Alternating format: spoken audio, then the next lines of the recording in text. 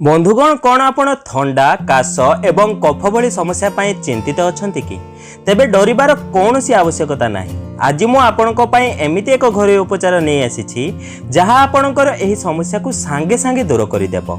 थंडा जोगु आपणकु जदि काश हेउथाय तेबे एही उपचार प्रयोग द्वारा आपणकु काश हेब नाही एवं जदि थंडा भली समस्या पाई आपणक छाती रे कफ जमी जाइछि एवं अल्प अल्प करी कफ बाहरुछि तेबे एही उपचार सेवन द्वारा थंडा जोगु आपणक शरीर में जमी रहितबा कफ संपूर्ण भावे बाहर को बाहरी जिवो।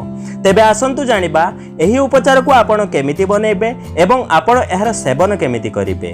किंतु ताहा पूर्व मु आपण मानको कहि रखिबि जदि आपण माने जे हम चैनल को सब्सक्राइब करनांती तेबे तळे थिबा सब्सक्राइब बटन ऊपर क्लिक करी हम चैनल को सब्सक्राइब करनियंतु एवं पाखे थिबा नोटिफिकेशन बेल ऊपर निहाती क्लिक करंतु। या द्वारा हम जे नूतन वीडियो अपलोड करबे ता नोटिफिकेशन आपण माने प्रथम पाई परिबे एवं हम चैनल माध्यम रो बहु किछि शिखणे जिंस आपण माने शिखिबा को पाइबे।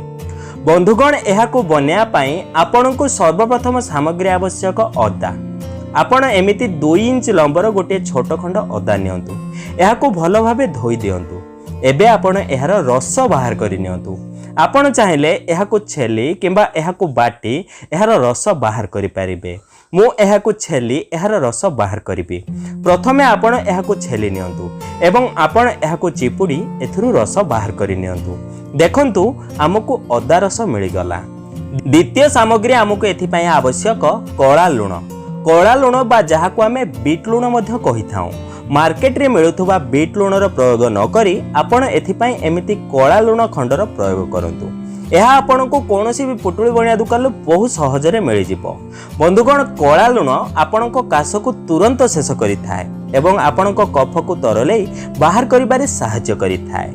आपण अल्प मात्रा रे कला लुण नियंतु एवं एहाकू गुंड करि दियंतु। बंधुगण जदि आपण को खाली काश हेउछि तेबे आपण अल्प मात्रा रे एमिति एक छोट खंड कला लुण नै चूसी नियंतु। देखिबे आपण को काश सांगे सांगे भलो होई जिवो। देखंतु मु एहाकू गुंड करि देली। एबे आपण एही गुंड को अदा रस रे मिसई दियंतु। एबे आपण एथिरे तृतीय एवं शेष सामग्री 1 चामच महू मिसांतु। एबे आपण एहाकू भलो भाबे मिक्स करि दियंतु। बंधुगण एहाकू समस्त सेवन करि परिबे। एथिरु आपणक शरीर को कौनसी क्षति पहुँची न थाए। एबे जानिबा आपण एहार सेवन केमिति करिवे। आपण जदि कौनसी छोट पिला को एहार सेवन कराउछंती तेबे आधा चामच एही मिश्रण सकाळो 2 पहर एवं संध्या समय रे सेवन करांतु। जदि केही बड़ लोक एहार सेवन करूछंती तेबे आपण पूरा 1 चामच एहार सेवन करंतु। सकाळो 2 पहर एवं संध्या 3 टाइम आपण एहार सेवन करंतु। केवल 2 दिन एहार सेवन करिबा द्वारा आपणक थंडा काश एवं कफ भली समस्या जेते भी पुराना होइथाउ ताहा सांगे सांगे दूर होई जिवो। अधिकरु अधिक 5 दिन पर्यंत आपण एहार सेवन करंतु। देखिबे थंडा काश एवं कफ भली समस्या रु आपणकु बहुत शीघ्र आराम मिलिबो। आपण निहाती थरे एहार प्रयोग करी देखंतु एवं आपणकु कोन रिजल्ट मिलिला मते कमेंट करी जणांतु।